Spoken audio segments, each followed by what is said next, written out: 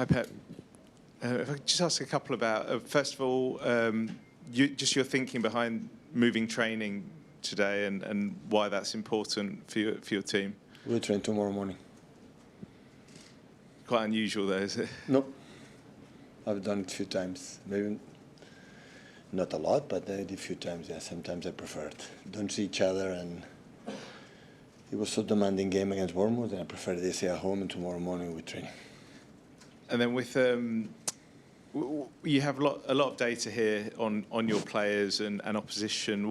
When you have an extra 2 days rest like Dortmund, what does the data show that we are used to? But does it show that's quite a big advantage? It's what it is.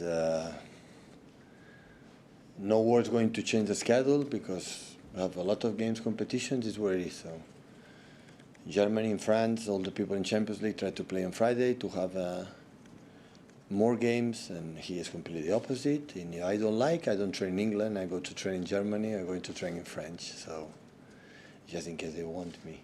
So that's why it's what it is. Pep, how important is this run of home games for you, not just in the Champions League, but massively in the Premier League as well? Always in Champions League in the old format when we were make 9 points in home games, and you have one victory away, always you are qualified.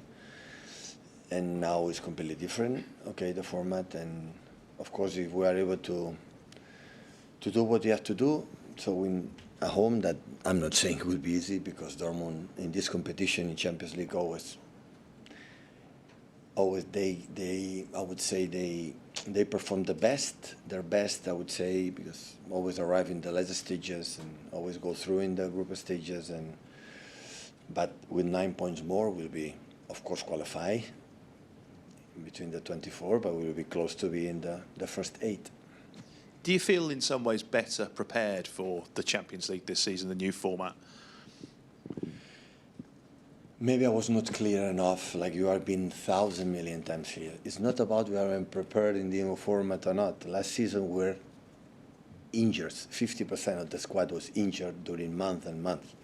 And especially in that period, what defined the Champions League qualify, because there are a lot of games. So that was the reason why. Of course, we are prepared for that format, for the old one, and maybe with the Ferin think for the new format. So we will be ready. It's just last season we have a lot of problems in terms of we didn't have players, and that was more difficult.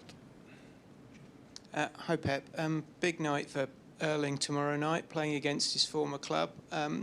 Just when you think back to the player you watched playing for Dortmund and the one here, obviously he still scores a lot of goals, but how different has he become, or is he very much the same, do you think?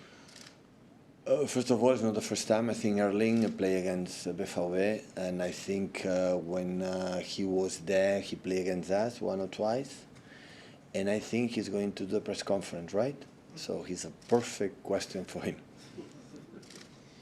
But when you think back to when you signed him, you didn't really have a sort of a number 9 at the time. You were winning the league with a false 9. I mean, was it always an incredibly easy decision to sign? I play with false 9 with Messi. I play with 9s with Lewandowski. I play with 9s with Sergio Agüero, and I play 9 here with Phil Foden, false 9, and now with Erling we cannot play with false 9 because it's too good being as a 9. So I adapt, always try to my players. Hi Pep. I think it's about 14 games in around the next 60 days. Is this the most exciting part of the campaign? And if this... Sorry? Is this the most exciting part? 14 games? No. 14 games in 60 days coming up. But is this after Liverpool, I have 10 days off. I'm going to holidays. Yeah.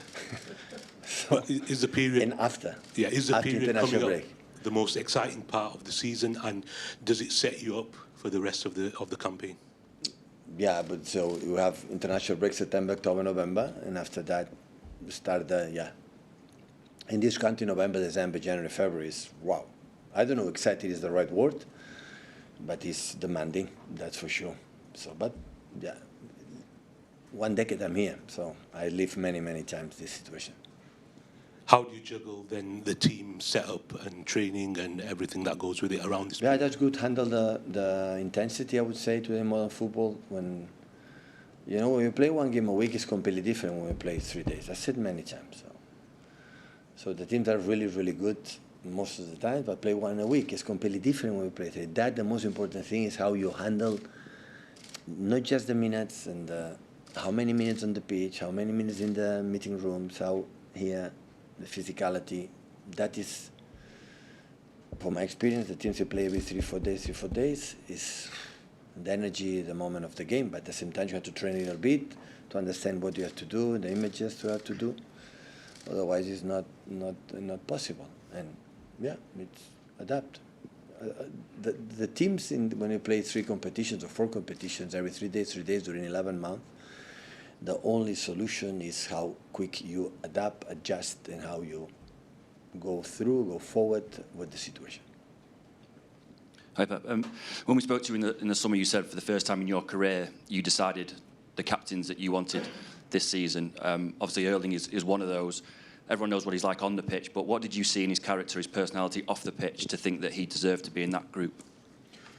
It's difficult to find a real world-class player or start to be incredible, humble, and thinking what is the best for the team. I know he want to score goals. I want he want the impact he knows, because the way scoring goals helping the team. But I had the feeling that I always have an eye what is the best for the team. And when that's happened, it's difficult to find. When a goal-scorer players have this kind of ability, or the talent, or I would say generosity or kindness, or whatever you want to say. And Erling is like that. It was a surprise, honestly. We normally strikers just thinking goal. Of course, he has to score goals. It's the best way to help us. That is obviously clear. But that's why I decided for that, because that guy signed a contract for 10 years. So as much is involved in many things, will be better for him and for the club. Pep, do you think Erling is helping the team more out this season? I'm thinking back to, the derby where he was sort of defending corners and putting more effort in that way. Do you think that's improved that level of that part of his game as well? Yeah, his presence in the set pieces today is so tall. He's aggressive, and of course we cannot demand. We have to support defensively. I try to organize the team to allow them to run as less as possible, and the efforts, because it's so big, he cannot play every 3 days, 90 minutes and make the big action to 30-40 meters. So I don't want that. That's why always another thing. I think the teams who play every 3 days, 11 months, as much you control the ball, through the passes, not in the beginning of the season, during 11 months, and you can handle the game in the way you want to do, you survive. Less injuries and everything. So that's why we try, but at the same time, when it's not possible, he has to help us, and he's helping us. Hi, Pep. There'll be some names, excuse me, in the Dortmund team that City fans will recognise. You had Jan Couto here. Did you think about keeping him and playing him, or? Sorry? Yeah, Jan Couto. Jan Couto. Yeah. No, you pronounce really good. Yeah, I'm happy that he's there. He came here so young, making incredible impact with Girona in the best season in his history. And after, Dortmund always approach for the young talents, invest with them, and after to make impact there, and after sell them. So, and Jan is one of them. I'm happy that he's doing really well. And obviously, English fans will be interested to see how Joe Bellingham does over there. Is he a player you were aware of at Sunderland? I don't know.